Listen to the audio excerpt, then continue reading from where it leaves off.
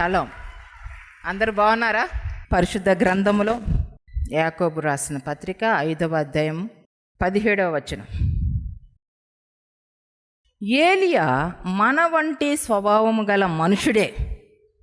వర్షము పడకుండునట్లు అతడు ఆసక్తితో ప్రార్థన చేయగా 3.5 సంవత్సరము వరకు భూమి మీద వర్షింపలేదు. అతడు మరలా ప్రార్థన చేయగా ఆకాశము వర్షమిచ్చెను, భూమి తన ఫలమునిచ్చెను. ఏలియా మన వంటి స్వభావం కలిగినటువంటి మనుషుడే, కానీ శక్తివంతమైన ప్రార్థన కలిగినటువంటి వాడు, ప్రవర్త, ఒక గొప్ప దైవజనుడు. ఈ ఏలియా యొక్క జీవితము, ఏలియా వెళ్తున్నటువంటి మార్గము, ఏలియా మాట్లాడుతున్న మాటలు నా జీవితాన్ని చాలా ఇన్స్పైర్ చేసింది. ఏలియా మన వంటి స్వభావం కలిగిన వ్యక్తే ఎంత ప్రార్థనాపరుడుగా ఉన్నాడో చూడండి. ఏది ప్రార్థన చేస్తే అది జరుగుతుంది, ఏది బంధిస్తే అది బంధించబడుతుంది, ఏది విడుదల చేస్తే అది విడుదల చేయబడుతుంది. ఈరోజు ప్రార్థనా శక్తి పొందుకున్న వారు ఇక్కడ ఉన్నారా? ఎంతో కాలము నుంచి ఆత్మీయ జీవితాన్ని కలిగి జీవిస్తున్నారు, వేటి ఎందో మనస్సు ఉంచుతున్నారు, కానీ దేవుని పాద సన్నిధిని బట్టి అతిశయించేవాళ్ళు, దేవుని పాదాలను ఆశ్రయించేవారు, దేవుని పాదాల చెంత ప్రార్థన ఆత్మను పొందుకున్నవారు ఎంతమంది? కనీసము దేవునిలో ఎలా ప్రార్థించాలో కూడా తెలియనటువంటి జీవితాలు. ఏలియా ప్రార్థనాపరుడుగా ఉన్నాడు. ఎటువంటి ప్రార్థనో తెలుసా? వాతావరణాన్ని కూడా కంట్రోల్ చేసే ప్రార్థన ఏలియాది. దేవునికి మహిమ కలుగునుగాక. ప్రార్థిస్తున్నప్పుడు ఆకాశాన్ని కంట్రోల్ చేస్తున్నాడు, వర్షాన్ని కూడా కంట్రోల్ చేస్తున్నాడు. ఎంత ప్రార్థనా శక్తి అంటే! ఎటువంటి ప్రార్థనా శక్తిని పొందుకున్నాడో చూడండి. ఏలియా జీవితంలో ఏలియా నోట ఏది మాట్లాడితే అది జరుగుతూ వస్తుంది, ఏది మాట్లాడితే అది స్థిరపడుతూ ఉంటుంది. శ్రేష్టమైనటువంటి ప్రవర్త, ఒక రోషము కలిగినటువంటి ప్రవర్త. అందుకే యేసయ్య ఒక మాట అంటాడు, రాబోవు ఏలియా ఇతడే. మరలా ఏలియా ఆత్మ మన మధ్య సంచరించబడుతుంది. ఏ విధంగా ఏలియా ఆత్మ సంచరించబడుతుందంటే, రోషము కలిగినటువంటి దైవజనులు లేస్తారు, అభిషక్తులు లేస్తారు.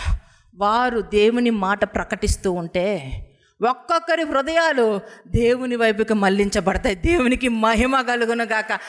ఏలియా ఆత్మ జరిగించే కార్యాలు ఏమిటంటే, బిడ్డల హృదయాలు తండ్రి వైపుకి మళ్లిస్తాడు, తండ్రి హృదయాన్ని బిడ్డల వైపుకి మళ్లిస్తాడు.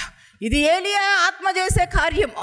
అంత్య దినాల్లో బహుబలముగా ఏలియా ఆత్మ ఆత్మీయుల మధ్య, విశ్వాసుల మధ్య విరివిగా పని చేయబోతుంది. కనుక మీ జీవితాల్లో ప్రార్థనా పరులుగా మీరు సిద్ధపడాలా, ప్రార్థించే వారిగా మీరు సిద్ధపడాలా, ప్రార్థన చేయాలా, మోకరించాలా ప్రభు సన్నిధిలో. ఈరోజు చాలా సమస్యలు మీ జీవితంలో ఉన్నది. ఎంతో కాలము నుంచి సమస్యల గుండా మీరు వెళ్తూ ఉన్నారు, కానీ ప్రార్థించరే, మోకరించరే. ప్రార్థన చేపించుకోవాలి ఉన్నంత ఆసక్తి ప్రార్థన చెయ్యాలి అనే విధంగా మీ జీవితాల్లో లేదా? ప్రార్థన చేయాలి. ప్రార్థనే మనకి ఊపిరి. మనకి ఊపిరి ఆడకపోతే మనం బ్రతుకుతామా? చనిపోతాం కదా. ప్రార్థన ఆత్మీయ జీవితానికి ఆక్సిజన్ లాంటిది. ప్రార్థన లేని ఆత్మీయుడు బ్రతికి ఉండడం కష్టం. నువ్వు బ్రతికి ఉన్నా చచ్చిన వాడివే అంటున్నాడు దేవుడు. ఈరోజు చాలామంది ప్రార్థన చేయరు, మోకరించరు. ప్రార్థనతో అవసరం లేదు. కొంచెం ఇంటిలో పరిస్థితులు బాగుంటే, కొంచెం 3 పూట్ల అన్నం తింటే, కొంచెం మనశ్శాంతికరమైన పరిస్థితులు ఉంటే దేవుడే గుర్తురాడు. దేవుని పాదాలే ఆశ్రయించు, అంతా బాగుంది కదా, ఇప్పుడు ప్రార్థనతో అవసరమేముంది అనే తట్టుగా ఉంటుంది జీవితం. కానీ ప్రతి ఒక్కరూ కూడా ప్రార్థనా పరులవ్వాలా. నీవు ఆరాధించినా స్తుతించినా ప్రభుని, అలాగనే దేవుని వాక్యాన్ని తెలియచేసిన మొదటిగా ప్రతి ఒక్కరూ కూడా ప్రార్థనా పరులుగా ఉండాలి. దేవుని కోసం పరిచర్య చేసేవారు అందరూ కూడా మొదటిగా ప్రార్థనా పరులుగా ఉండాలి, ప్రార్థించేవారిగా ఉండాలి. మీరందరూ కూడా ప్రార్థనా పరులుగా సిద్ధపడాలి. కల్వరి టెంపుల్కి ఎంతమంది మెంబర్స్ వస్తున్నారో వారందరూ కూడా రోషము కలిగిన దేవుని ఎదుట మోకరించి ప్రార్థన చేస్తున్నప్పుడు దేవుని సన్నిధి దిగి వచ్చే విధముగా వారి ప్రార్థనా శక్తిని వారు బలపరుచుకోవాలా. దేవుని నామమునకు మహిమ కలుగును గాక. ప్రార్థన మన జీవితంలో చాలా అవసరం. ఈరోజు చాలామంది జీవితంలో మనశ్శాంతి లేకపోవడానికి గల కారణం, ఇబ్బందికరమైన కొలిమిలో జీవించడానికి గల కారణం, శత్రువులని మిత్రులుగా మార్చుకోవాలనేటువంటి పరిస్థితులు మీ జీవితంలో ఉన్నట్లయితే, మీ బ్రతుకులో చుట్టూ ఉన్న వారిని మార్చుకోవాలనేటువంటి నిస్సహాయ స్థితిలో మీరు ఉన్నట్లయితే మీరు మోకరించాలా.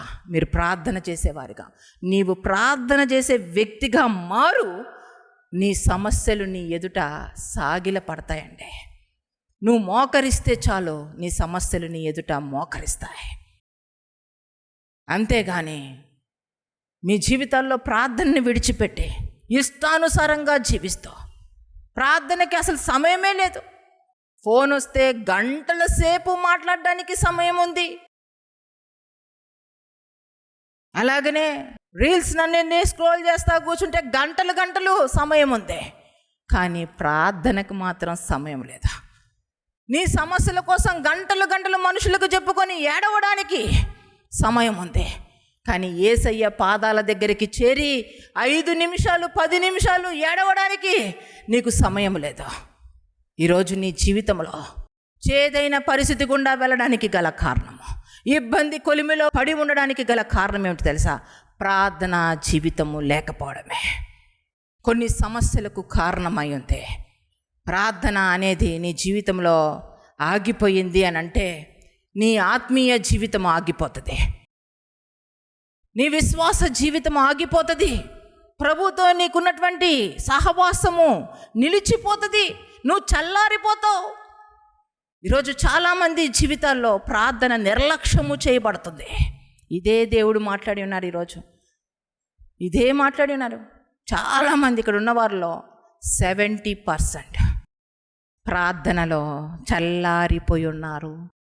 దేవునితో సహవాసము చేయాలనిపించడం లేదు. తీరా ప్రార్థన సమయం వచ్చేటప్పటికి నిద్ర వచ్చేస్తుంది. ప్రార్థన చేద్దామంటే తల తిరుగుతుంది. ప్రార్థన చేద్దామంటే వద్దులే అనిపిస్తుంది. ప్రార్థన చేద్దామంటే దేహం అంతా బరువెక్కిపోతుంది, మోకరించలేకపోతున్నాం. అంటే సైతానుగాడు నీ మీద ఒక పన్నాగం వేసి ఉన్నాడు అని అర్థం. నీవు మోకరించలేకపోతున్నావంటే ఏదో బలహీనత ఉంది కాబట్టి నేను ప్రార్థన చేయలేకపోతున్నాను అనుకోబాకు, భ్రమలో ఉండబాకు. నువ్వు నోరు తెరిచి ప్రభు దగ్గర మనవి చేసుకోలేకపోతున్నావంటే, ప్రార్థన చేసుకోలేనటువంటి పరిస్థితి నీకు ఉన్నట్లయితే నువ్వు అనుకోవద్దు ఏదో ఈ మధ్యకాలంలో నేను ప్రార్థన చేయలేకపోతున్నానులే, నాకేదో అనారోగ్యంగా ఉంది కాబట్టి చేయలేకపోతున్నాను. కాదు, దుష్టుని యొక్క పన్నాగము నీ మీద ఉంది. ఏ విధంగా అయితే దొంగ ఒక ఇంటిని దోచుకోవాలనుకుంటాడు, మొదటిగా ఆ ఇంటి వాళ్ళు ఎవరితో కూడా, చుట్టూ ఉన్న వారితో కానీ పోలీసులకు కానీ మరి ఫోన్ చేయకుండా మొదటగా ఏం చేస్తాడు? ఫోన్ కనెక్షన్ని కట్ చేస్తాడు. ఆ తర్వాత ఏం చేస్తాడో తెలుసా? ఏది కనిపించకుండా కరెంటుని కట్ చేస్తాడండి. చీకటిగా మార్చేయాలంటే కరెంటుని కట్ చేసేస్తాడు. వెంటనే అక్కడ లైట్స్ అన్నీ ఆగిపోతాయి. అప్పుడు వాడికి ఉన్నటువంటి ప్రయత్నాలతో వెళ్ళి దొంగతనం చేయాలనుకుంటాడు. నీ జీవితాన్ని కూడా చీకటిగా మార్చడానికే ప్రార్థన నుంచి నీ జీవితాన్ని పక్కకి జరుపుతున్నాడు. మన జీవితంలో ఏది ఉన్నా లేకపోయినా, సేవ ఉన్నా లేకపోయినా, తిండి ఉన్నా లేకపోయినా, దరిద్రులమైన కానీ మనము ప్రార్థనలో మాత్రం ధనవంతులం అవ్వాలా. దేవునికి మహిమ కలుగును గాక. ప్రార్థనలో మనము ధనవంతులం అవ్వాలా. ప్రార్థనలో మనం ఐశ్వర్యవంతులం అవ్వాలా. ఏనాడు ప్రార్థనా జీవితాన్ని నిర్లక్ష్యము చేయవద్దు. ప్రార్థన వలనే సమస్తము సాధ్యం. కన్నీటి ప్రార్థన ద్వారా కట్టబడిందే కల్వరీ టెంపుల్. కన్నీటి ప్రార్థనల ద్వారా కట్టబడిందే కల్వరీ టెంపుల్. ప్రార్థన లేనిది కల్వరీ టెంపుల్ లేదు. ఆయన మందిరము ప్రార్థనా మందిరము. ఆయన మందిరము, యేసయ్య మందిరం ఏమిటి? ప్రార్థనా మందిరం అండి. అంటే ఆ మందిరానికి వచ్చే వాళ్ళందరూ ప్రార్థనా పరులై ఉండాలా, ఎడతెగక ప్రార్థన చేసేవారిగా ఉండాలా, విజ్ఞాపన ప్రార్థనా పరులుగా ఉండాలా. ఈరోజు మీ జీవితంలో ప్రార్థన లేనే లేదు. ఎంతమంది జీవితాల్లో ఎలా ఉన్నారంటే భోజనం చేసేటప్పుడు చేతులు కడుక్కోవాలని తెలుసు, కానీ దేవుని సన్నిధికి వెళ్ళి ప్రతినిత్యము హృదయాన్ని కడుగోవాలా, శుద్ధీకరించుకోవాలా, పవిత్రపరచుకోవాలా, పరిశుద్ధపరచుకోవాలనే జ్ఞానము ఎవరికి లేదు. ఆత్మీయ జీవితంలో ప్రతినిత్యము మనం మోకరించాలా, ప్రార్థించాలా, కన్నీటి ప్రార్థన చేయాలా, మన హృదయాన్ని శుద్ధీకరించుకోవాలా. ప్రతినిత్యము మన హృదయంలో చేరుతున్నటువంటి ఆలోచనల విషయంలో, మన హృదయంలో చేరుతున్నటువంటి చెడుతనము, అపవిత్రత, వాటన్నిటినీ కూడా ప్రభు పాదాల దగ్గర శుద్ధీకరించుకోవాలి. యేసు రక్తాన్ని మనము కోరుకోవాలా, పరిశుద్ధ రక్తమును మనము కోరుకోవాలా. నడినెత్తి మొదలుకొని అరికాలు వరకు మనం శుద్ధీకరించుకోవాలా. ఈ జ్ఞానము లేకపోవడం వల్ల దుష్టుడు ఎన్ని రీతిలుగా మీ జీవితాలు నాశనం చేస్తున్నారు, ఎన్ని రీతిలుగా మీరు పతనం అవుతున్నారు, ఎన్ని రీతిలుగా మీ యొక్క ఆత్మీయ జీవితం దిగజారిపోతుంది. ఎందులో అయితే మీరు బలముగా ముందుకు వెళ్ళాలనుకున్నారో అందులోనే మీ జీవితాలు పతనం అవుతున్నాయి అంటున్నాడు దేవుడు. ఏ విషయంలో ఒక నిర్దిష్టంగా నిలబడాలనుకుంటున్నారో ఆ విషయంలోనే త్రొట్టిల్లిపోతున్నారు. మీరే త్రొట్టిల్లిపోతే మీ బిడ్డల పరిస్థితి ఏమిటి? మీరే ఆత్మీయంగా నిలబడకపోతే మీ చుట్టూ ఉన్న వారి పరిస్థితి ఏమిటి? మీరే నిలబడకపోతే మీ కుటుంబం ఒక సొదొమ గొమొర్రా అవుతుంది. మీరే మోకరించకపోతే మీ చుట్టూ మీ ప్రాంతం వాళ్ళు ఏమైపోతారో చూడండి. మీ జీవితాల్లో ప్రభు పాదాల దగ్గర మోకరించాలనే ఆసక్తి నిత్యము కలిగి ఉండండి. రక్షించబడినప్పుడు తిరిగి క్రీస్తే నీ యందు జీవిస్తున్నాడు. క్రీస్తు నీలో జీవిస్తే లోక ఆశలు, శరీరాశలు, లోక పద్ధతులు, లోక ఆచారాలు ఈ రీతిగా ఆలోచిస్తారా? దేని యందు మనసు ఉంచుతారు? నిజంగా యేసయ్య నీలో జీవిస్తున్నట్లయితే నువ్వు కోరుకుంటుంది ఏంటి? నీలో ఉన్న యేసయ్య కోరుకుంటుంది ఒకటేనా? యేసయ్య నీలో జీవిస్తే ఏది రమ్యమైనదో, ఏవి ఖ్యాతి కలిగినవో, ఏవి కోరదగినవో వాటి యందు మనస్సు ఉంచి ముందుకు సాగుతావు. అంతేగాని వ్యర్థమైన వాటి వైపు చూడవు, వ్యర్థమైన వాటిని కోరుకోవు. ఈరోజు మీ జీవితాలు వ్యర్థంగా మార్చుకుంటున్నారు, వ్యర్థమైన వాటిని పట్టుకుంటున్నారు, వ్యర్థమైన వాటి మీద మనస్సు పెడుతున్నారు. అందుకే నీ జీవితం వ్యర్థంగా మారిపోతుంది, పతనం అవుతూ ఉంది. వాటిని విడిచిపెట్టే, వ్యర్థమైనవి ఉంచొద్దు నీ జీవితంలో. వాటిని విడిచిపెట్టు. ప్రభుని నీవు కోరుకున్నట్లయితే, ప్రభు మార్గంలో నడిచినట్లయితే ఏవి రమ్యమైనవి, ఏవి ఖ్యాతి కలిగినవి, ఏవి కోరదగినవి లోకంలో వాటిని గట్టిగా పట్టుకుంటా. శ్రేష్టమైన వాటిని నువ్వు గట్టిగా పట్టుకుంటా. అంతేగాని లోకస్తులు కోరుకున్నట్లుగా, అన్యులు ప్రవర్తించినట్లుగా నీ జీవితం ఉండనే ఉండదు. కనుక మీ జీవితాల్లో చల్లారిపోయారా? ప్రార్థన కూడా చేయబుద్ధి పుట్టడం లేదా? నిజంగా ఎంత ఘోరమైన స్థితిలో మీరున్నారండి. రక్తము కార్చి ప్రాణమిచ్చిన యేసయ్యకి ఒక్క మాట మాట్లాడడానికి మీకు సమయం లేదా? యేసయ్యతో ఒక 5 నిమిషాలు మాట్లాడుకోవడానికి మీకు సమయము లేదా? యేసయ్య చివరి రక్త బొట్టు వరకు మీ కొరకు కార్చినప్పుడు, అంత భయంకరమైనటువంటి శ్రమను అనుభవించి శరీరం అంతా దున్నివేయబడినప్పుడు, ఆయన ప్రాణమే నీ కొరకు త్యాగము చేస్తే, ఎవరైనా నిన్ను పొగిడితే, లేకపోతే ఎవరైనా నిన్ను ఇష్టపడితే గంటలు గంటలు వాళ్ళతో మాట్లాడతావు కదా. మాయ చేసే వాళ్ళతో, మభ్యపెట్టే వాళ్ళతో గంటలు గంటలు సమయం మాట్లాడతావు కదా. కానీ ప్రాణం ఇచ్చిన యేసయ్య, ప్రాణము కంటే ఎక్కువగా నిన్ను ప్రేమించిన యేసయ్యతో 5 నిమిషాలు నువ్వు మాట్లాడలేకపోతున్నావా? 10 నిమిషాలు నువ్వు యేసయ్య కోసం సమయాన్ని వెచ్చించలేకపోతున్నావా? అయితే ఎక్కడికి ప్రయాణం? యేసయ్య పాదాల దగ్గరికి నువ్వు చేరలేకపోతే, యేసయ్యతో నువ్వు మాట్లాడలేకపోతే, ప్రార్థన చేయడం అంటే యేసయ్యతో మాట్లాడడం, యేసయ్యతో సహవాసము చేయడం. 5 నిమిషాలు నీకు లేదా? సూటిగా ప్రభువే ఈ ప్రశ్న వేస్తున్నాడు. యేసయ్య కోసం నీ జీవితంలో 24 గంటలు ఇచ్చిన యేసయ్య, 5 నిమిషాలు నువ్వు యేసయ్య దగ్గర ప్రార్థన చేయలేకపోతున్నావు. 10 నిమిషాలు నువ్వు ప్రార్థన చేయలేకపోతున్నావు. తినడానికి గంటలు పడుతుంది. వ్యర్థమైన మాటలు మాట్లాడడానికి గంటలు తీసుకుంటున్నావు. శరీర పోషణ కోసం పనులు చేసుకోవడానికి గంటలు నువ్వు వెచ్చిస్తున్నావు. కానీ నీ జీవితాన్ని నిత్య జీవపు మార్గంలో నడిపించే యేసయ్య కోసం, పరలోకానికి చేర్చే యేసయ్యకి నువ్వు 10 నిమిషాలు కూడా ఇవ్వలేకపోతున్నావా? 10 నిమిషాలు కూడా ప్రార్థన చేయలేనటువంటి భయంకరమైన స్థితిలో పడి ఉన్నావా? ఈరోజు మెలకువగలిగి ప్రార్థన చేయి.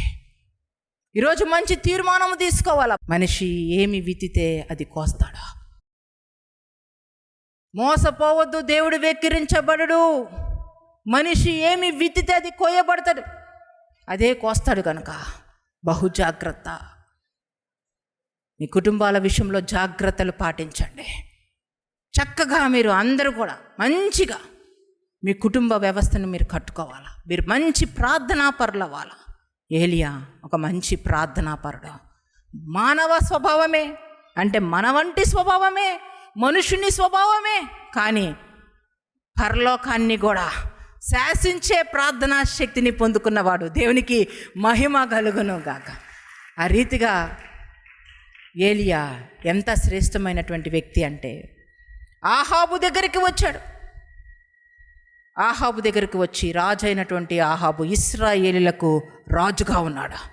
ఆ సమయంలో ఆహాబుతో మాట్లాడుతున్నాడు. నువ్వు ఇశ్రాయేలుకి రాజుగా ఉన్నావు, కానీ పాపము చేస్తూ ఉన్నావు. నీ పాపము ఘోరంగా మారిపోయింది. నీ పాపాన్ని బట్టి నీ దేశానికి కరువు రాబోతుంది. నా సెలవు లేకుండా వర్షము కూడా కురేనే కురవదని చెప్తున్నాడు. నిజమే, ఒక వ్యక్తి పాపము వల్ల ఆ కుటుంబంలో కరువు వస్తుంది. అదే ఆనాడు ఏలియా మాట్లాడుతున్న మాట ఆహాబుతో. నీ పాపమును బట్టి, నువ్వు బహుగా పాపము చేసావు కాబట్టి, నువ్వు రాజుగా ఉండి పాపము చేస్తున్నావు కాబట్టి, దేవుని విలువలు కలిగి జీవించకుండా, దేవుని అందరి భయభక్తులు కలిగి జీవించకుండా వ్యర్థుడిగా నువ్వు జీవిస్తున్నావు. పాపముతో ఉన్నావు కాబట్టి నిన్ను బట్టి కరువు. నిజమే, ఈరోజు మన జీవితాల్లో కూడా మీరు ఏ ఇంటిలో ఉన్నారో మిమ్మల్ని బట్టి ఆశీర్వాదించబడాలే కానీ, మీ కుటుంబముకు మీరు ఆశీర్వాదకరంగా ఉండాలి కానీ, మిమ్మల్ని బట్టి దీవెనకరంగా మీ కుటుంబాలకు, మీ తరతరాలకు ఉండాలి కానీ, ఏ రోజు మిమ్మల్ని బట్టి మీ కుటుంబము కరువులోనికి వెళ్ళడానికి వీల్లేదు. ఏ రోజు మిమ్మల్ని బట్టి మీ కుటుంబము, మీ తరతరములు శాపగ్రస్తంగా మార్చివేయబడ్డానికి వీల్లేదు. మీరు దీవెనకరంగా ఉండాలా మీ కుటుంబానికి. అంటే ఏ పాపానికి తావివ్వద్దు. భార్యాభర్తలు ఇరువురు కూడా పాపానికి చోటు ఇవ్వద్దు. పనికి మాలిన వాటికి చోటు ఇవ్వద్దు. అపవిత్రమైన వాటికి చోటు ఇవ్వద్దు. ఒకవేళ భార్యాభర్తలు ఇరువురు ఆ కుటుంబాన్ని ఏలవలసిన వారు, ఆ కుటుంబాన్ని సంరక్షించవలసిన వారు, ఆ కుటుంబాన్ని నిత్యము దేవుని ప్రేమతో నింపవలసిన వారు, నిత్యము ఆ కుటుంబంలో దేవుడు నివసించాలని కోరుకోవలసిన వారు పాపము చేసినట్లయితే పరిశుద్ధుడు ఆ కుటుంబంలో ఉండడు. పాపము చేసినట్లయితే యేసయ్య ఆ కుటుంబంలో ఉండే అవకాశం లేదు. ఎందుకంటే మన దేవుడు పరిశుద్ధుడు, పరిశుద్ధుడు, పరిశుద్ధుడు. దేవునికి మహిమ కలుగునుగాక. అలాంటప్పుడు దేవుడు ఆ కుటుంబంలో లేకపోతే నీ కుటుంబంలో కరువే కదా, నీ కుటుంబంలో వేదనే కదా, నీ కుటుంబం అంతా కన్నీరే కదా, నీ కుటుంబం అంతా శాపగ్రస్తంగా మార్చివేసుకుంటావు కదా. ఆలోచించండి. కనుక పాపానికి తావివ్వద్దు. అదే మాట అంటున్నాడు ఆహాబుతో, నీవు పాపము చేశావు. నువ్వు ఇశ్రాయేలుకి రాజుగా ఉన్నా బహుగా పాపంలో మునిగిపోయినా, చెయ్యకూడని పాపాలు నువ్వు చేస్తున్నావు కాబట్టి శాపగ్రస్తమైనదిగా నువ్వు ఏలినటువంటి రాజ్యము, దేశము కరువుతో నింపి భయపడుతుంది. నా సెలవు లేకుండా ప్రవర్త అంటే అదేనండి. ప్రార్థనా పరుల యొక్క సవాళ్ళు వేరుగా ఉంటాయి. వారి యొక్క ఖచ్చితమైనటువంటి మాట ఖచ్చితంగా అంతే. నమ్మకపో ప్రార్థన చేసే వారి జీవితాల్లో వారి నోటితో వస్తున్న ప్రతి మాటను దేవుడు స్థిరపరుస్తూనే ఉంటాడు. దేవునికి మహిమ కలుగును గాక. కనుక ప్రార్థనాపరుడైనటువంటి ఏలియా వర్షం కురవదు అంటే ఇంకా వర్షం కురవలేదండి. కరువు వచ్చేసింది, భయంకరమైన కరువు వచ్చేసింది ఆ దేశంలో.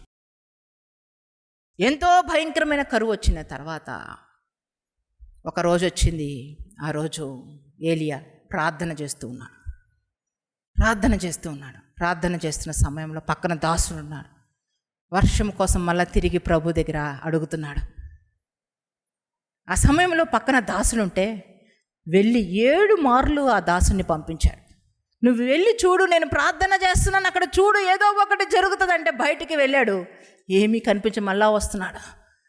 ఆ తర్వాత మళ్ళా వెళ్ళి చూడు అంటున్నాడు. అంత విశ్వాస సహితమైనటువంటి ప్రార్థన ఏలియాదే. ఎంత నమ్మకంతో కూడినటువంటి ప్రార్థన. ఈరోజు ప్రార్థన ఎలా చేయాలో నేను మీకు వివరించబోతున్నా. ఎటువంటి ప్రార్థన, విశ్వాసపూరితమైన ప్రార్థన అంటే ఏమిటో మీకు తెలియజేయబోతున్నా. ఇవి శ్రేష్టమైన మర్మాలు, ఇవి ఎక్కడ మీకు దొరకవు కూడా. దేవునితో సత్సంబంధం కలిగిన వారే మీకు ఈ యొక్క విషయాలను బయలుపరచగలరు. ఆ రీతిగా ప్రార్థన చేసి వెళ్ళి చూడు అంటే ఆ దాసుడు అంటున్నాడు, అరచేతంతా, ఆ చెయ్యి అంతా మేఘము కనబడుతుంది అని అంటే ప్రార్థనాపరుడైనటువంటి ఏలియా అంటున్నాడు, కొండపోతంత వర్షపు ధ్వని నేను వింటున్నాను అంటున్నాడు. దేవునికి మహిమ కలుగును గాక. ఎంత విశ్వాసముతో కూడినటువంటి ప్రార్థన. అందరూ పెదవులతో ప్రార్థన చేస్తారు, కానీ దేవుని బిడ్డలో నిజమైనటువంటి ప్రార్థనాపరులు, ప్రార్థనాత్మ కలిగి ప్రార్థించేవారు విశ్వాసముతో ప్రార్థన చేస్తారు. దేవుని అందరి నమ్మకంతో ప్రార్థన చేస్తారు. వారు ఏమి ప్రార్థన చేస్తారో వారు మనోనేత్రములతో వాటిని చూస్తూ ప్రార్థన చేస్తారు. సమస్త మహిమ యేసయ్యకి చెల్లునుగాక. మీరు చూస్తూ ప్రార్థన చేయాలా.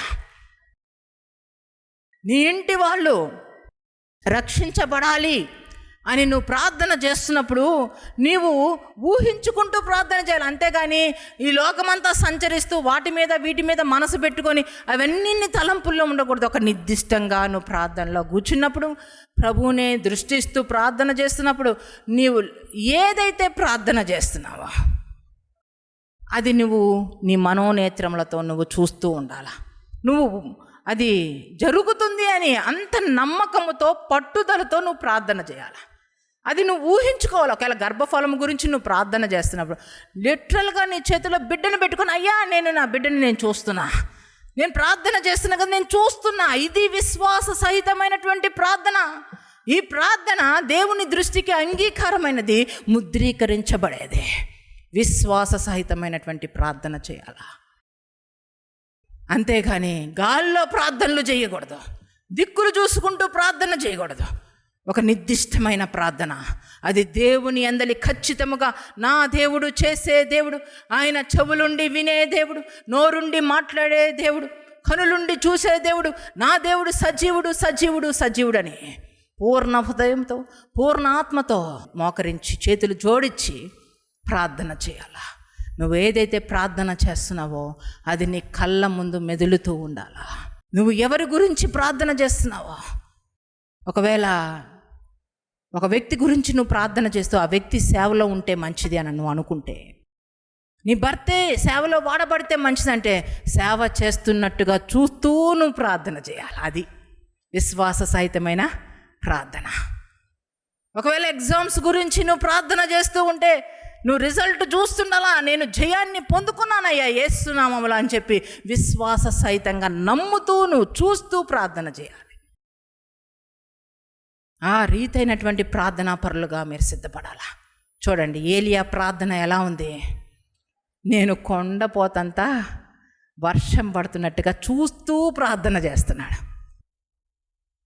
అక్కడేమో దాసుడు చెప్తున్నాడు, అక్కడ ఏముందో జరుగుతుందో తెలుసా, బయట ఏం జరుగుతుందో తెలుసా, ఒక చిన్న మేఘం నాకు కనపడుతుంది, చెయ్యంత మేఘము కనపడుతుంది అంతే అని మరి దాసుడు చెప్తున్నాడు, అవునా, అంతేనా, చెయ్యంత మేఘమే కనబడుతుందా అని చెప్పి నిరుత్సాహపడ్డంలా, నిస్పృహకు లోనవ్వడంలా, కానీ విశ్వాస సహితమైన ప్రార్థన కలిగి ఉన్నాడు ఏలియా.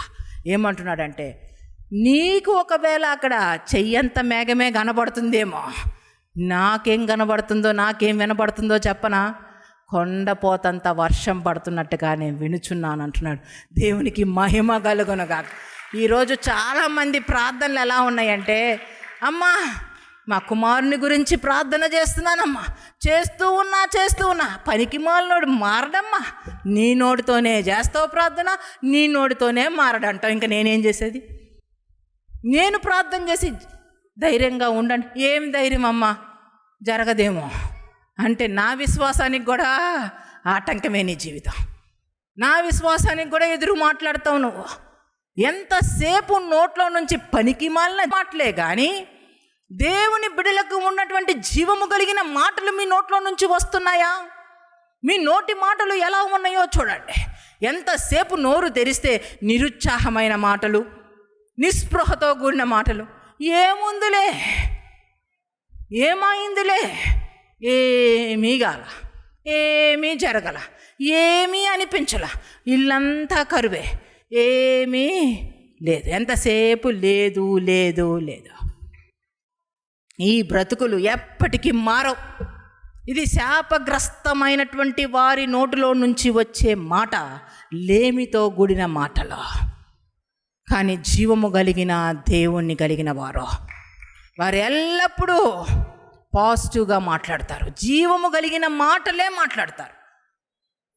తప్పగా నా దేవుడు నా జీవితాన్ని దర్శిస్తాడు, తప్పగా నా కుటుంబాన్ని దర్శిస్తాడు, నా బిడ్డల జీవితాలు ఉన్నతంగా మారుతాయి. వారు ఇప్పుడు ప్రస్తుతానికి ఇబ్బందికరంగా కనబడుతున్నారేమో, నీచులుగా కనబడుతున్నారేమో, యోగ్యకరంగా వారి మాటలు అనిపించడం లేదేమో, శరీరానుసారముగా వారు బలహీనతలతో ఉన్నట్టుగా కనిపిస్తున్నాయేమో, కానీ నా బిడ్డలు ఉన్నతమైనటువంటి వ్యక్తులుగా మారబోతున్నారు. ఉన్నతమైన స్థితిలో ఖచ్చితంగా నిలబడతారు, గొప్పగా పరిచర్య చేస్తారు, ఉన్నతమైన ఆశీర్వాదాలకు దేవుడు యోగ్యులుగా ఎంచుతారని నీ నోటితో చెప్పగలగాల. అంతేగాని ఒరేయ్ దేవుడు కూడా మార్చర్రా పనికి మాలిన మాటలు. భర్త గురించి ప్రార్థన చేస్తారు, అయ్యా రక్షించయ్యా రక్షించయ్యా రక్షించయ్యా. ఆ తర్వాత ప్రార్థన అయిపోయిన తర్వాత దేవుడు కూడా ఈ మనిషిని మార్చడని నువ్వే ఆటంకపరుస్తావు. నోరు చాలా ప్రమాదకరమైనది. ప్రార్థించే నోరులు బహుజాగ్రత్తగా కాపాడుకోవాలి. ఆ నోటితో నీ బిడ్డలను చచ్చినవాడా అని తిడతారు కొంతమంది. చచ్చినోడా, నువ్వు నాశనం అయిపోతావురా. అసలు జీవానికి తగ్గ నోరేనాది? ఆ ప్రార్థించే వ్యక్తిగా నువ్వు ఉంటే నోటిని నువ్వు కాచుకొని కూర్చోవాలా. ఆ నోటి విషయంలో జాగ్రత్త. ఎందుకంటే జీవ మరణములు నాలుక వశం. ఏదైతే ఏలియా పలుకుతున్నాడో విశ్వాసంగా, ఏదైతే ప్రార్థనలో చూస్తున్నాడో, కుంభవృష్టి అంత వర్షపు ధ్వని నేను వింటున్నాను అంటే భయంకరంగా ఇంకా వర్షం కురవడం మొదలుపెట్టేసింది. అంటే ప్రార్థనాపరులు ఏదైతే పాజిటివ్గా మాట్లాడుతున్నారో అది అక్కడ నెరవేర్చబడుతుంది. దేవునికి మహిమ కలుగునుగాక. ఏదైతే మాట్లాడుతున్నారో అది అక్కడ జరిగిపోతుంది. కానీ ఎంత భయంకరమైన పరిస్థితి అంటే ఈరోజు నీ నోటితోనే శని గురించి మాట్లాడతావు, నీ నోటితోనే రోడ్డున వెళ్ళే దరిద్రాన్ని ఇంటిలోనికి తీసుకుంటావు. మీరు పాజిటివ్గా మాట్లాడండి, నెగిటివ్గా ఏ రోజు మాట్లాడద్దు. ఏలియా ప్రార్థనాపరుడు, నోటి మాట పాజిటివ్గానే ఉంటుంది, పాజిటివ్గానే మాట్లాడుతున్నాడు, ఉన్నతంగా మాట్లాడుతున్నాడు. ఏమైతే తన నోట్లో నుంచి తను మాట్లాడుతున్నాడో ప్రార్థన చేసి అదే అక్కడ జరిగింది.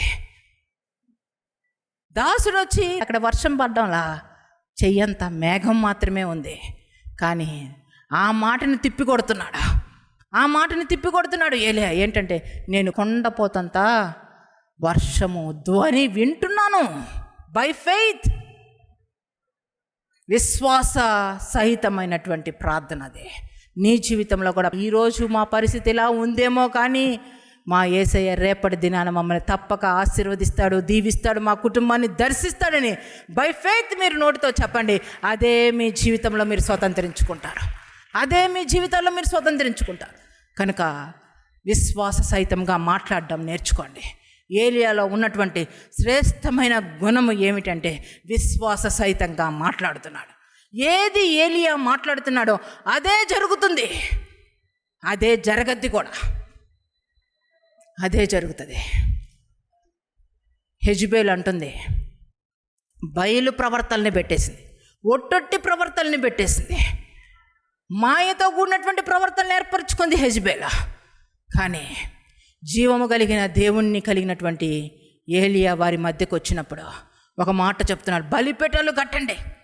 ఒట్టొట్టిగా మనుషులను భ్రమపరిచే విధంగా మీరు ఉండడానికి వీలేదు, ప్రవర్తనగా వాస్తవం ఏమిటో తెలియాలా అని చెప్పి బలిపీఠాలు కట్టినప్పుడు ఎవరైతే నిజమైన ప్రవర్తలు ఉంటారో మన మధ్య, వారే నిజమైన దేవునికి ప్రవర్తగా ఉన్నవారు మాత్రమే ఆకాశంలో నుంచి అగ్ని వచ్చి బలిపీఠంను దహిస్తుంది అని చెప్పినప్పుడు ప్రార్థన చేస్తున్నారు.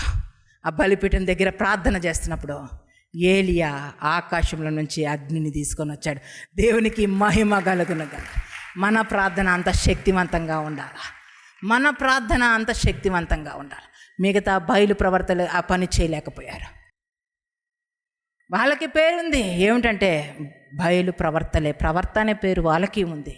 కానీ జీవము కలిగిన దేవుణ్ణి కలిగి వారు ప్రార్థన చేయడంలా మీ జీవితాల్లో ఇటువంటి విధముగా మీ ప్రార్థనా శక్తిని మీరు బలపరచుకోండి. ఆ రీతిగా యెజబెల్ ఒక సవాలు విసురుతుంది, రేపటి ఈ సమయానికల్లా నీవు చనిపోతావు అని చెప్తుంది.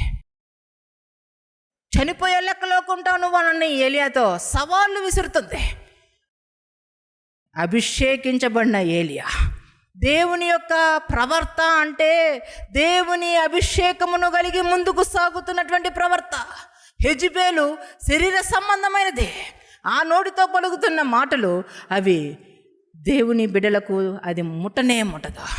ఈరోజు లోకమంతా నిన్ను శాసించిన, లోకమంతా నీకు అన్యాయము జరుగుతుందన్నా, లోకమంతా నీ జీవితం నాశనం అయిపోద్దన్నా, నీవు దేవుని పాదాల దగ్గరికి చేరి జీవము కలిగిన దేవుని పాదాలను ఆశ్రయించినట్లయితే ఈ లోకము మాట్లాడుతున్న మాటలు, ఈ లోకము విసురుతున్న రాళ్ళు ఏది నిన్ను ముట్టనే ముట్టవు. దేవునికి మహిమ కలుగునుగాక. ఏది ముట్టదు. ధైర్యంగా ఉండు, భయపడవలసిన అవసరము లేదు. అయ్యో వాళ్ళు ఆ మాట అన్నారు కదా, అది జరిగిపోద్దేమో, అయ్యో వీళ్ళు ఈ మాట అన్నారేమో, అది జరుగుతుంది. భయపడవలసిన అవసరం లేదు. జీవము కలిగిన దేవుని ఎదుట ప్రార్థించే వ్యక్తులు లోకస్తులు మాట్లాడే మాటలకు భయపడవలసిన అవసరం లేదు. మన దేవుడు సమస్తమును తారుమారు చేయగల దేవుడు, ఆయనకు అసాధ్యమైనది ఏదీ లేదు. అంత జీవము కలిగిన దేవుణ్ణి, పరిశుద్ధులను, మహోన్నతుని, మహాగణులను మనము కలిగి ఉన్నట్లయితే, మన జీవితంలో ఆయనతో సహవాసము చేసినట్లయితే మన జీవితములకు ఈ లోక మస్తు అంటనే అంటదు. లోకస్తులు మాట్లాడే ఏం మాటలు అవి మనకి ముట్టుకోదు. కొన్నిసార్లు కొన్ని నిందలు, కొన్ని ఇబ్బందికరమైన పరిస్థితులు, కొన్ని మాటలు నా జీవితంలో వస్తున్న సమయంలో అబద్ధ సాక్ష్యాలు, కొంతమంది చాలా క్రష్డ్ లైఫ్ నాది. చాలా భయంకరమైనటువంటి కొన్ని సంవత్సరాల క్రితం భయంకరమైన నిందలు, బాధలు, ఎంతో పెద్ద పెద్ద పెద్ద మాటలు ఉపయోగించేసాడు. అప్పుడు నేను అనుకుంటున్నా, ప్రభువా ఇంత మాట అనేసారేంటి ప్రభువా, ఇంత భయంకరంగా నన్ను మాట్లాడుతున్నారేంటయ్యా, ఇంత నిందలు నేను అనుభవించాలా అంటే దేవుడు ఒక మాట అన్నాడు, నా కుమార్తె నీవు అభిషేకించబడ్డా. ఆ యొక్క అబద్ధికుల మాటలను వినవద్దు. కల్వరి టెంపుల్ మీద నిందలు, అవమానాలు దైవజనుల జీవితంలో ఎంతగా అంటే ఈ తెలుగు రాష్ట్రాల్లో ఎంత అసూయపరులు చేరి ఎంత నీచంగా దిగజారుస్తున్నారు, ఎంత నీచంగా మాట్లాడుతున్నారు. దైవజనులు అంటే భయం లేదు, సేవను చూసి భయపడడం లేదు, దేవుడు వీరికి తోడుగా ఉన్నారనే ఆలోచన లేదు, అభిషేకంతో ముందుకు సాగుతున్నామనే గ్రహింపు వారికి లేదు. గుడ్డివారిగా వారు జీవిస్తున్నారు.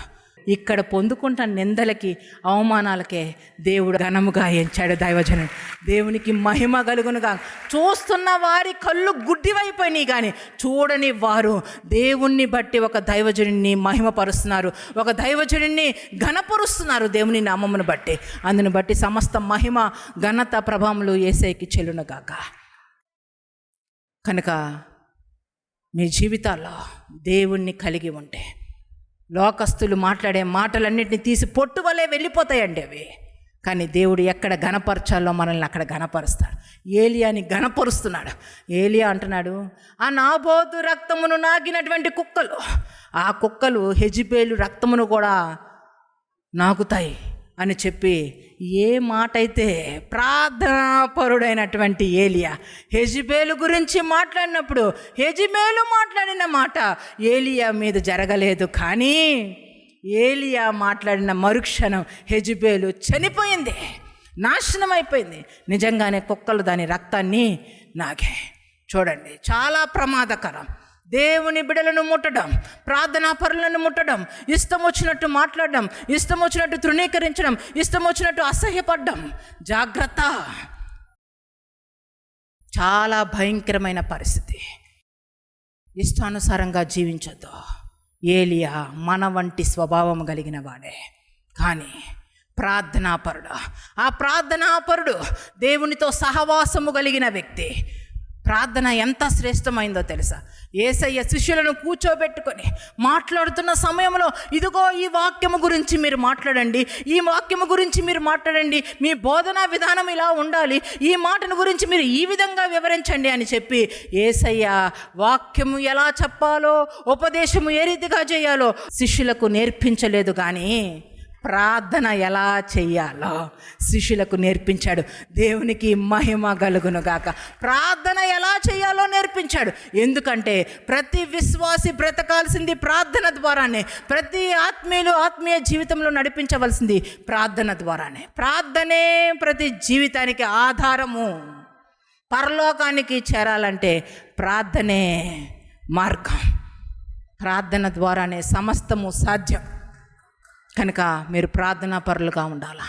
ప్రార్థన నిర్లక్ష్యము చేయొద్దు. ఎక్కడ ప్రార్థించేవాళ్ళు పాపము చేయలేరు, పాపము చేసేవాళ్ళు ప్రార్థన చేయలేరు. బహు జాగ్రత్త. మీరు ప్రార్థన చేయలేకపోతున్నారంటే ఏదో పాపములో చిక్కబడ్డారని అర్థం. ప్రార్థన నిర్లక్ష్యము చేయవద్దు. ప్రార్థనా పరులుగా మారండి. ఈరోజు నిజంగా ప్రార్థన జీవితమే కోల్పోయి ఉన్నట్లే. నువ్వు సమస్తము కోల్పోతావు. ఇక నీ జీవితంలో ఇంకేది ఉండదు. ప్రార్థన, ప్రార్థన, ప్రార్థన, విశ్వాస సహితమైనటువంటి ప్రార్థన నీవు కలిగి ఉండాలా. ఈ మలినమైన లోకములో నీ బిడ్డలను క్షేమంగా నువ్వు పెంచుకోవాలంటే, నువ్వు రక్షించుకోవాలంటే, నీ మలినమైన జీవితాన్ని పరలోకానికి నువ్వు మలుచుకోవాలంటే ప్రార్థనే ఆధారం. ప్రార్థన వలనే సమస్తము సాధ్యం. మన పయనమే ప్రార్థన. సమస్త మహిమ ఘనత ప్రభావములు యేసయ్యకి చెల్లునుగాక. ప్రార్థన చేద్దాం. ప్రతి ఒక్కరూ ఈరోజు పరిశుద్ధాత్మదేవుడు మన మధ్య సంచరిస్తుండగా మనపూర్వకంగా, ప్రభువా ఆ ప్రార్థన ఆత్మను నాకు అనుగ్రహించు నాయన. ఎడతెగక ప్రార్థించే వ్యక్తిగా నేను మారాలయ్యా. విజ్ఞాపన ప్రార్థన పరులుగా మారాలయ్యా. నాయన ప్రార్థనలోనే గంటలు గంటలు నేను గడపాలి ప్రభువా. నీతో సహవాసము చేయాలి నాయన. అట్టి కృపను నాకు అనుగ్రహించు. ఒక ప్రార్థన పరుల వలనే కుటుంబాలు కట్టబడతాయి, సంఘాలు కట్టబడతాయి. ప్రార్థన పరుల ద్వారానే ప్రపంచమే మార్చబడుతుంది. ప్రార్థన నిర్లక్ష్యం చేయడానికి వీల్లేదా? మన ఊపిరి ప్రార్థనే. ఎంతగా మనం ప్రార్థన చేస్తే దేవుని యొక్క అధికారము, స్వాస్థ్యము మనం అంతగా పొందుకుంటాం ఈ లోకంలో. యేసయ్యనే దృష్టించండి. పవిత్రతను, పరిశుద్ధతను కాపాడుకొని ప్రార్థనా పరులుగా మారండి.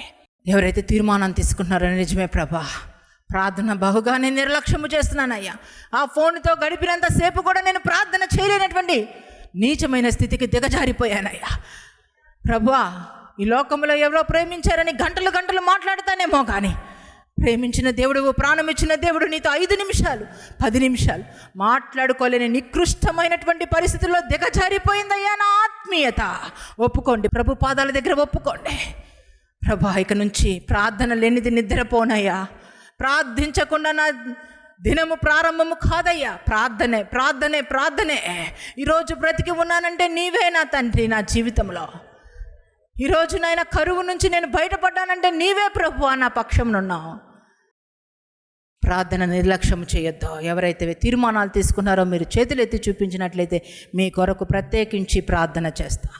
సర్వశక్తిమంతుడా, సర్వాధికారి, సర్వకృపానిధైన దేవ, మీకు వందనములు, స్తుతులు, స్తోత్రములు చెల్లిస్తా. నిర్చయముగా మా మధ్య మీరు సంచరిస్తున్నందుకు వందనములు, స్తోత్రములు నాయన. పరిశుద్ధాత్ముడా నీకు వందనములు. మా మధ్య సంచరిస్తున్నందుకు వందనములు, మా మధ్య సంచరిస్తున్నందుకు వందనములు. ఒక్కొక్కరిని మీరు దర్శించండి ప్రభా, ఒక్కొక్కరిని మీరు దర్శించండి అయ్యా. నీ కృపలో జ్ఞాపకము చేసుకోండి అయ్యా. ప్రతి అంధకారమును యేసునామములో లయపరచండి. వ్యర్థమైన వాటిని యేసునామములో అగ్నితో కాల్చి వేస్తున్నాము తండ్రి. మా ఆత్మీయ యాత్రలో నాయన నా తండ్రి ప్రభా, వ్యర్థమైన వాటిని మేము కోరుకోవడానికి వీల్లేదు, వ్యర్థమైన వాటి మీద మేము మనసు పెట్టడానికి వీల్లేదు నాయన. మహోన్నతుడా, నీ వైపే నాయన మేము దృష్టించి ముందుకు సాగుటకు సహాయం వచ్చేయండి. మీరు నాకు ఇచ్చిన అధికారమును బట్టి యేసునామములో ప్రార్థన ఆత్మను రిలీజ్ చేస్తుండగా ప్రభువా, ఒక్కొక్కరిపైనైనా ప్రార్థన ఆత్మతోనైనా అభిషేకించవలసిందిగా కోరుచున్నానయ్యా. ఎడతెగక ప్రార్థించాలి. కూర్చున్నా, లేచిన ప్రభా, నడిచిన ప్రార్థన ప్రార్థన ప్రార్థన మీరు యొక్క తలంపుల్లో ఉండాలి ప్రభా. ఇదే సమయమైన అభిషేకమును మీరు అనుగ్రహిస్తున్నందుకు వందనములు, స్తోత్రములు, స్తోత్రములు నాయన, స్తోత్రములు చెల్లిస్తున్నాము తండ్రి. అద్భుతాలు చేసే దేవుడు, ఆశ్చర్య కార్యములు చేసే దేవుడు దేవా, మీకు వందనములు, స్తోత్రములు చెల్లిసి తండ్రి. ఈ సమయంలో నాన్న ప్రేమైన యేసే మీ గాయపడిన హస్తంతో ఒక్కొక్కరిని ముట్టి పరిశుద్ధ రక్తమును ప్రోక్షింపచేసి సంపూర్ణ స్వస్థత, సంపూర్ణ విడుదల, సంపూర్ణ రక్షణ వస్త్రాన్ని ధరింపచేసి నీ కొరకు సాక్షులుగా నిలబెట్టుకోరమని, నీ కృపలో భద్రపరచమని సమస్త మహిమ, ఘనత, ప్రభావములు మీకే సమర్పించుకుంటూ యేసు నామములో, యేసు అనే శక్తి గల నామములో ప్రార్థన అడిగి వేడుకుంటున్నాము తండ్రి. ఆమేన్, ఆమేన్, ఆమేన్. దేవుడు మిమ్మల్ని బహుగా దీవించి ఆశీర్వదించునుగాక. నిజంగా మాతో మాట్లాడి ఉన్నారు. మా వ్యతిరేకతలు మేము విడిచిపెట్టాం, మా నుంచి తొలగిపోయాయి. మేము ఈరోజు వెలుగుమయంగా మార్చబడ్డాం. తప్పక ప్రార్థన ఆత్మను మేము పొందుకున్నాం అన్నవారు దేవుని మహిమపరచండి. సమస్త మహిమ యేసయ్యకి చెల్లునుగాక. God bless you all. Shalom.